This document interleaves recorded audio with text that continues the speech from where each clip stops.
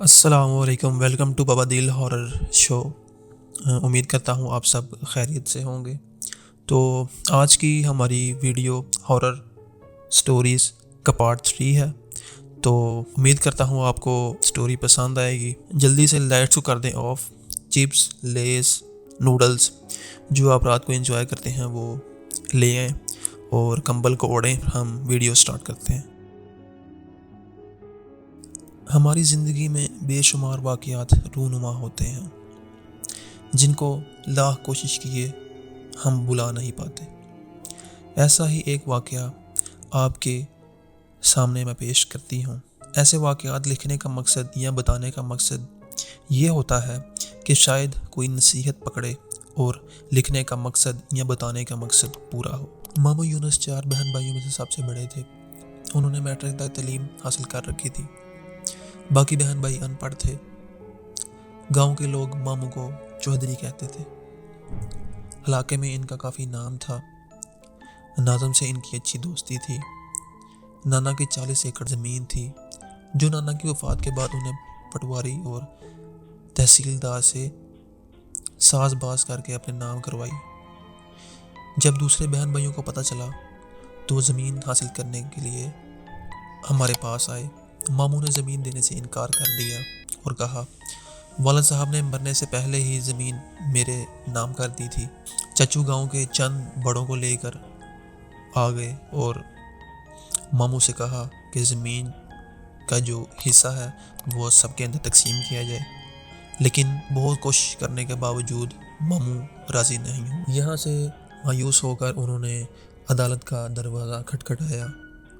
अपने असर और रसूख की वजह से वो अदालत की जंग भी जीत गए और अब वो 40 एकड़ की ज़मीन के तनहा मालिक थे।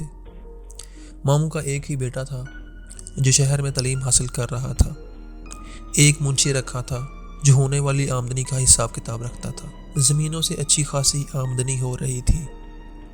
40 एकड़ ज़मीन में 2 एकड़ ज़मीन गैर आबाद थी। यहाँ एक पुरानी कब्र थी। लोगों का ख्याल था कि इस कब्र में अल्लाह का नेक बंदा दफन है या कोई गैर मरी मखलूक रहती है, जिस वजह से चौधरी यूनुस की फसल दूसरे लोगों से ज़्यादा औसत देती है। ज़िंदगी सब्र और शुक्र की आजमाइश है। जो इस आजमाइश में कामयाब रहते हैं, ज़िंदगी बस उन्हीं की है जो सब्र और शुक्र की अहमियत को नज़रअंदाज करते हैं और इस जहान में भी और आखिरत में भी नाकाम रहते हैं। लालच अकल को अपना गुलाम बना देती है। मामू को भी ज़्यादा से ज़्यादा लालच रहती थी। इससे कई बार सोचा इस गैर आबाद ज़मीन को आबाद किया जाए ताकि इसे काश्त के काबिल बनाया जा सके।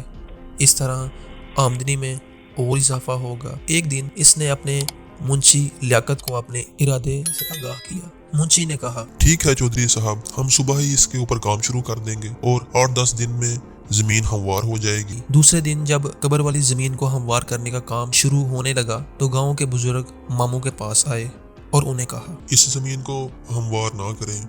यहाँ कोई अल्लाह का नेक बंदा दफन है या कोई गैर मरी मखलूक रहती है। इनको तंग ना करें।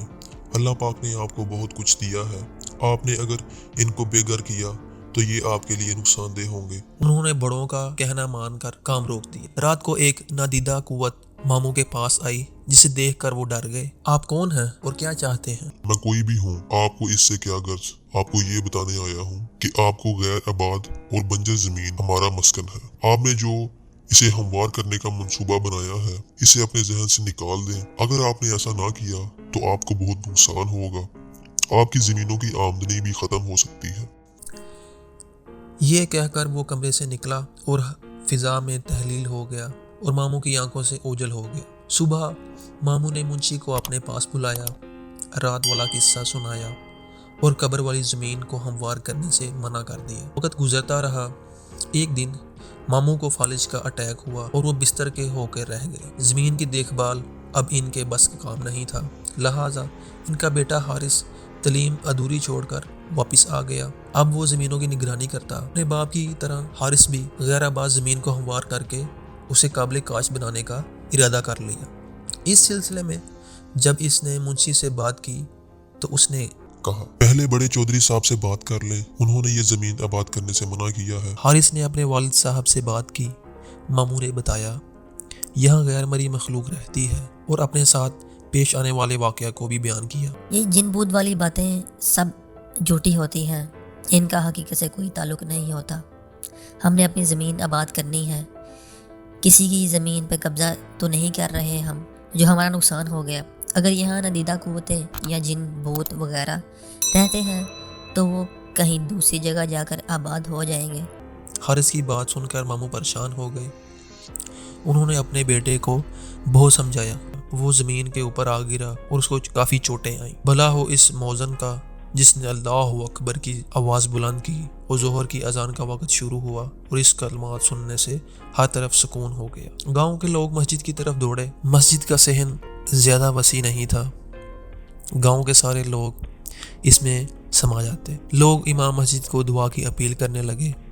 امام مسجد نے دعا کی، اے مخلوق خدا، ان غریب لوگوں کا کوئی قصور نہیں۔ یہ لوگ جو چودھری صاحب کی ہاں مزدوری کر رہے تھے اور اپنے بچوں کا پیٹ پال رہے تھے، آج بھی یہ لوگ وہاں مزدوری کرنے گئے تھے۔ لوگ آپ کی بستی سے بے خبر تھے۔ جانے انجانے میں ان سے کوئی غلطی ہو گئی ہے، غلطی کی معافی چاہتے ہیں، ہو سکے تو چودھری صاحب کو بھی معاف کر دیں۔ یہ سب شرمندہ ہیں اور آئندہ کبھی بھی آپ کی بستی کی طرف نہیں جائیں گے۔ پھر اچانک سفید لباس پہنے ایک بزرگ سامنے آئے۔ اے آدم کی اولاد، ہم بھی آپ کی طرح خدا کی ایک بنائی گئی مخلوق ہیں۔ ہم اپنے آپ میں گم رہنے والی مخلوق ہیں۔ ہم بلا وجہ کسی کو پریشان نہیں کرتے اور نہ ہی ہم نے کبھی کسی کا برا سوچا ہے۔ اگر ہم نے کسی کے ساتھ برا سلوک کیا ہے تو وہ سامنے آئے، ہم سزا بھگتنے کے لیے تیار ہیں۔ چودھری یونس اور اس کے بیٹے کا کردار سب کے سامنے ہے۔ یہ لالچی ہوس میں اتنے حیوان بن گئے تھے کہ انہوں نے ہماری زمین کے اوپر ظلم کیا اور ہمارے بچوں کو مار دیا۔ چھوٹی شان و شوکت بڑھانے کے لیے انہوں نے اپنوں کا حق مارا، بہن بھائیوں کی زندگی عذاب بنا دی۔ ہم نے تمہیں معاف کیا، پھر کبھی بھول کر بھی ہماری بستی کی طرف مت آنا۔ دوبارہ غلطی کی تو ہم معاف نہیں کریں گے۔ یاد رکھو، اس وقت ہم خوف خدا سے اپنے لوگوں کو معاف کر رہے ہیں، مگر چودھری یونس اور اس کے بیٹے کو کبھی معاف نہیں کریں گے۔ ہم ان کو تڑپا کر ماریں گے۔ ہم ان کو ضرور سبق سکھائیں گے۔ انہوں نے اپنوں کی ارمان کا خون کیا، ہماری بستی کو بھی انہوں نے برباد کیا۔ یہ معافی کے حقدار نہیں۔ ان کو معافی اس صورت مل سکتی ہے اگر یہ اپنے بہن بھائیوں کو ان کا حصہ دیں اور دوبارہ کبھی ہماری بستی میں نہ آئے۔ سب لوگ گردنیں جھکائے ان بزرگ کی باتیں سن رہے تھے اور ان کی دہشت سے ہر کوئی کانپ رہا تھا۔ اب میں جا رہا ہوں، اگر چودھری صاحب نے ہماری بات نہ مانی تو ہم ان کو عبرت کا نشان بنا دیں گے۔